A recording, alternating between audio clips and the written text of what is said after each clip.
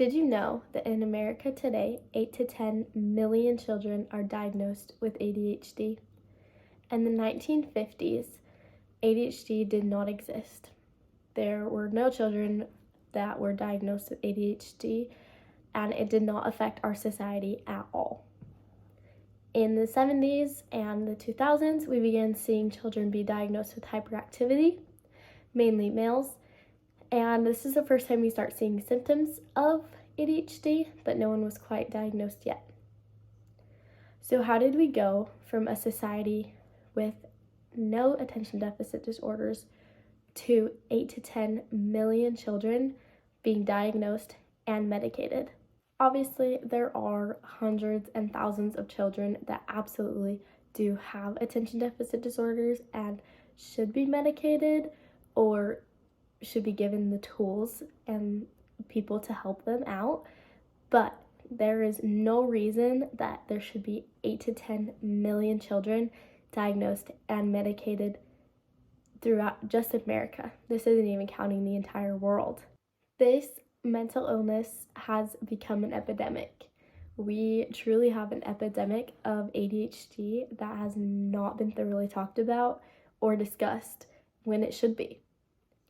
These medications and tools for controlling children that have these attention deficit disorder symptoms and personalities are dangerous. They are hurting these children. According to Dr. Stolzer, a professor at the University of Nebraska-Kearney, he states how the most popular drug given to children and adults diagnosed with ADHD is methylphenidate. This drug is highly addictive and extremely dangerous. Methylphenidate is classified by the FDA as a Schedule II drug. A Schedule II drug is our controlled substances.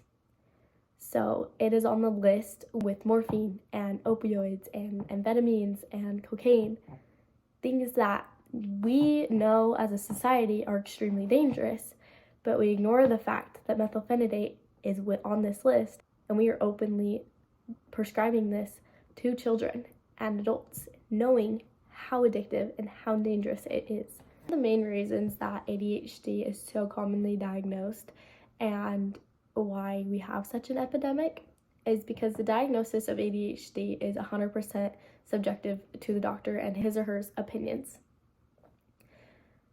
When a patient comes in to their primary care doctor and says, I think they have ADHD, they're having a really hard time with focusing, all the doctor does is go through a 10-point checklist with questions that are extremely vague, things that are 100% normal children behavior, and that is how they decide if a child has ADHD. There's no test, there's no mental finding that 100% proves that a child has ADHD, and so oftentimes a doctor will simply give the diagnosis because it's what the patient or the patient's parent wants to hear.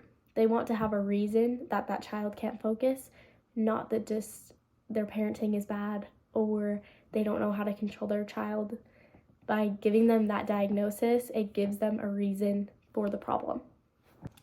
Another issue with this checklist is that a lot of these children will have ADHD or a couple ADHD symptoms that much less harsh treatment would suffice, but because of how subjective the diagnosis is, they oftentimes get put on methylphenidate when they do not need it. They get put on these highly addictive drugs and they don't need it. This vague checklist includes things like fidgeting hands, can't sit still, can't play quietly.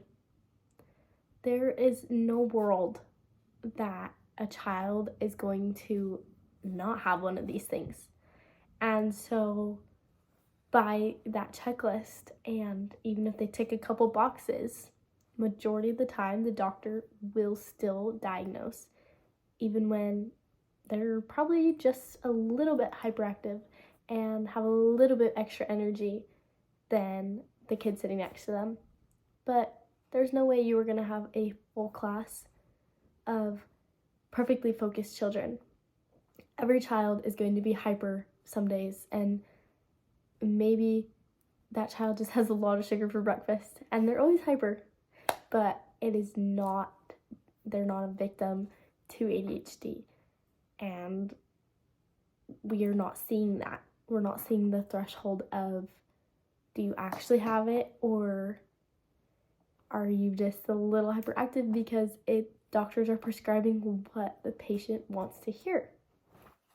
Medication should be used as a last resort. It should not be the first thing that a doctor tells you to do when you come in saying that they have a hard time focusing. It should not be the first jump you take. You should start with the smaller things and work your way up. If they really do need to be medicated, then so be it, but it should not be the first thing. In conclusion, there's undeniably a lot of children that do suffer with ADHD and truly do have ADHD, but we need to find a way to rule out these more hyperactive kids and not medicate them and find ways to truly take care of them that are not just by medicating them. We already live in such an addictive world, and so by adding that factor of an addictive drug from their childhood, you are setting up these kids for failure, setting them up to be addicted to other things, worse things, and we need to help them. Thank you for listening to this PSA on ADHD. I hope that you learned something new, and thank you for watching.